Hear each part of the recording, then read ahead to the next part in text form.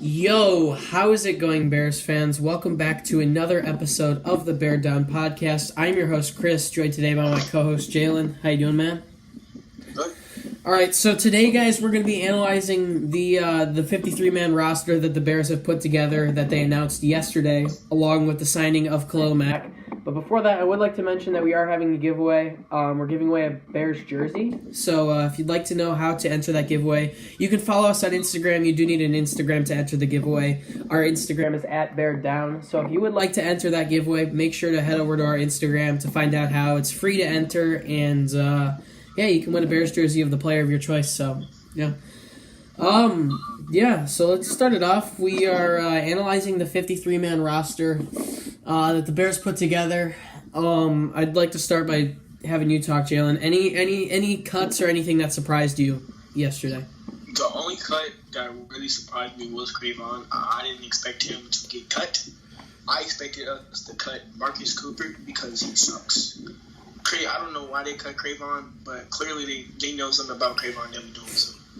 Yeah, I was also surprised by LeBlanc. Now, something I thought going into this that was going to happen is I thought the Bears were definitely going to keep either Ryan Nall or Taquan Mizzle, who are both actually on the practice squad, so they both are still on the team. And I thought they were going to cut Michael Burton. Now, what actually happened is they kept Michael Burton and cut both Mizzle and Nall, who are now in the practice squad, but I am happy that we retained both them, especially Ryan Nall. I feel like something special is going to happen with Ryan Nall. Just our running backs, not only do I believe in them, but Null has been pretty good showing in this offseason, and I definitely think he deserves a spot, but Mizzle also deserves to be respected.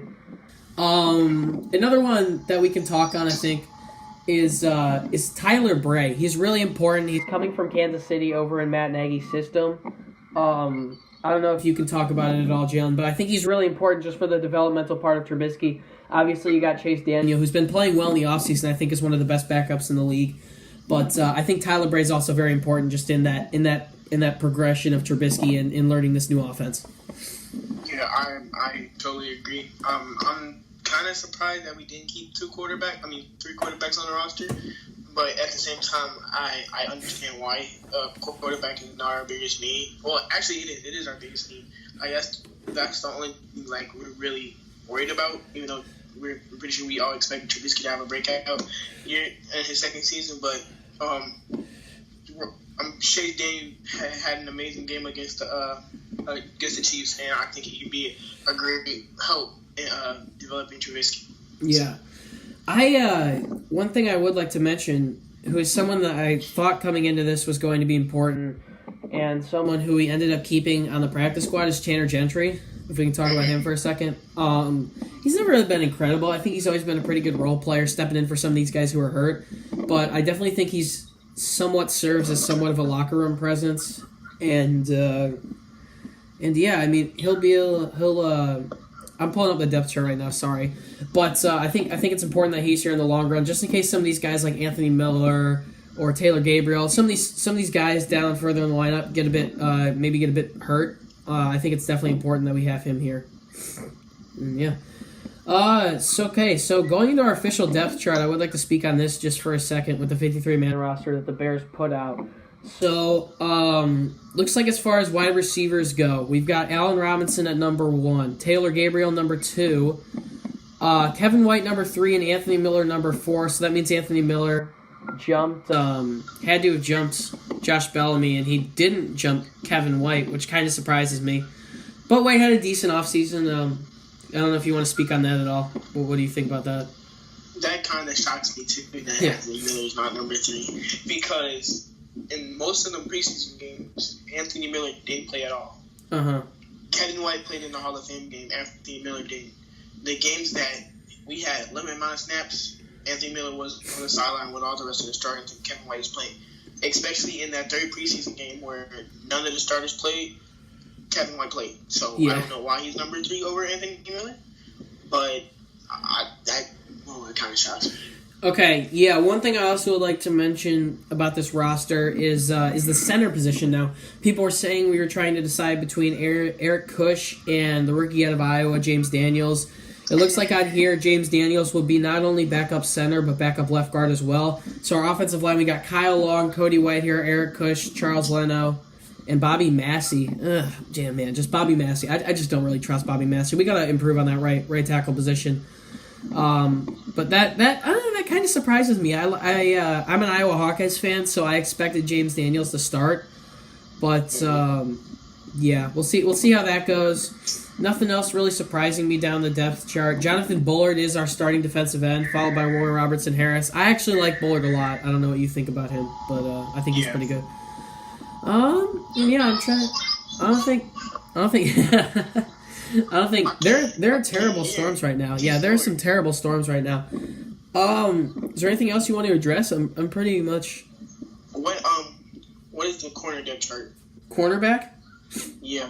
Looks like Kyle Fuller, and then we've got Prince Makamura. Okay, here's something I'd like to address. Why the heck is Marcus Cooper on the team? Why is Marcus Cooper on this team? Maybe they gave him another chance to block a field goal and actually return it and not drop it halfway. Seriously. So he's listed on the depth chart as our number 3 cornerback, followed by Bryce Callahan, who I think should be ahead of him 100%. That's definitely wrong. Yeah. Because Marcus Cooper is definitely not playing slot over Bryce Callahan. Bryce Callahan is one of the best slots. Probably he's a top 5 slot in the league. And Marcus Cooper, who barely played last season, gonna be over him. I don't think so. What's Kevin Tolliver's on the depth chart? He's the 6th corner.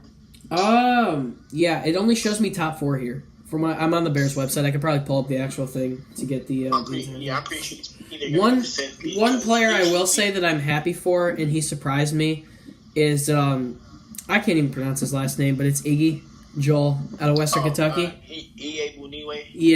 Yeah, geez, you just got that right off the bat. He looks like he's going to be our number 3 inside linebacker behind Trevathan and Kwiatkowski. He deserves a shot on this team, as well as someone else who made the 53-man roster in Kylie Fitz. Both of them were great this offseason. I think there were some real steals by pace, especially Fitz. Fitz was doing great in every preseason game.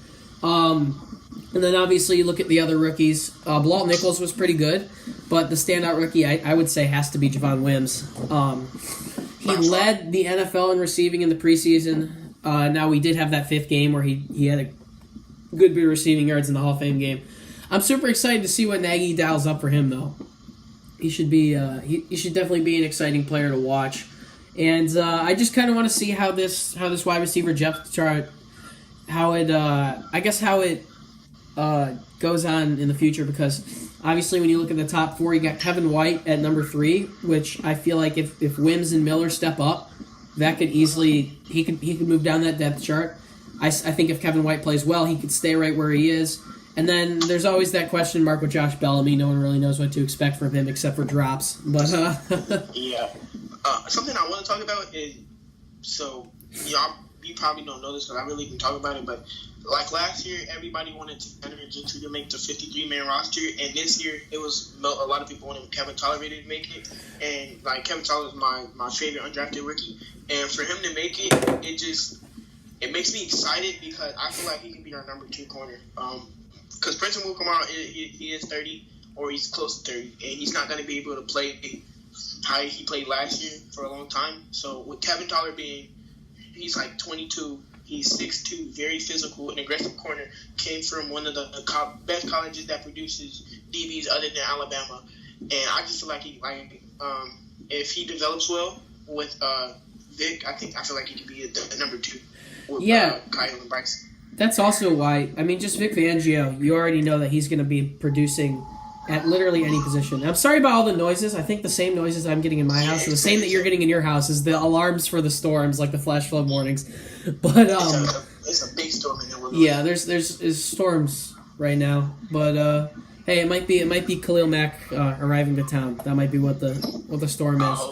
But yeah, I think that's pretty much it, unless there's anything you want to address. One thing I would like to address is, I forget the guy's name, but we chose Pat O'Donnell over a rookie punter, which, and also, one more thing I would like to address, and I doubt this is going to happen, but I just would love to see the Bears sign Dan Bailey. He just got cut by the Cowboys, and I like Cody Parkey, but Dan Bailey, when you think about him in football, he's always up there in the top 5 in kickers. And I think Parkey's been pretty good. He's missed a couple from outside of 50. He's been pretty solid. But Dan Bailey is an option that I wouldn't mind bringing in if I were the Bears. I mean, Kicker's always been a problem for us, so we can never have enough.